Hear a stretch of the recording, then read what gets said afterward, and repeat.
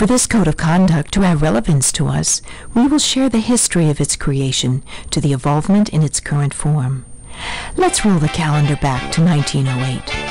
Theodore Roosevelt had just completed 2 terms in office, and William Howard Taft had just been elected President of the United States.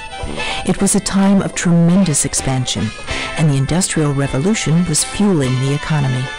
Needless to say, real estate was booming as well. However, agents who conducted real estate transactions were not always looked upon with favor by the public. Many were considered con artists or shysters and not considered professional by most standards.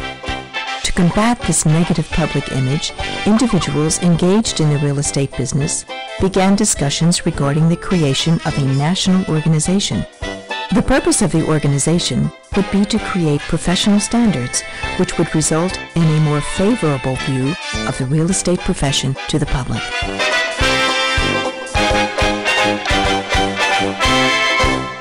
In the very late 1800s, there had been previous attempts to create a national real estate organization.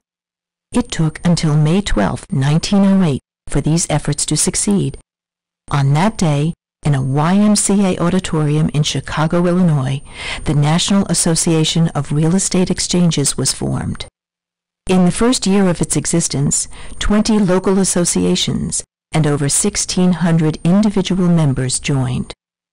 The centennial celebration will take place in 2008, and currently the association has 1,200,000 realtor members in over 1,400 local associations. These original founders probably did not conceive that they were starting what would become one of the largest and most successful trade associations ever to exist. In 1913, the association adopted the first code of ethics, entitled Ethics of the Real Estate Profession.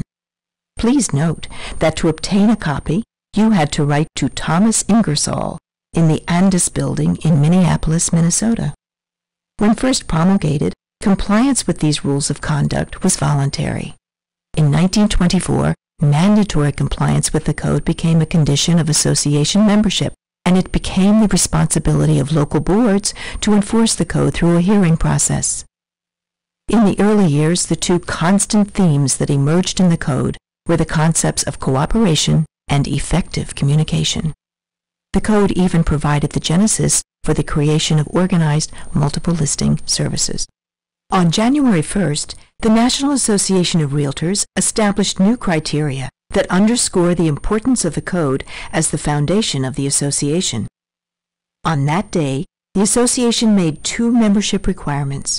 First, all realtor members must complete an ethics training class of not less than 2.5 hours every 4 years.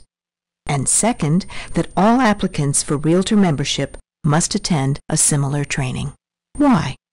The leaders of the National Association of Realtors recognized that for the Code of Ethics to be relevant, there had to be a commitment by its members to understand the code, the enforcement of it, as well as to agree to conduct their business by the ethical standards set forth by the code.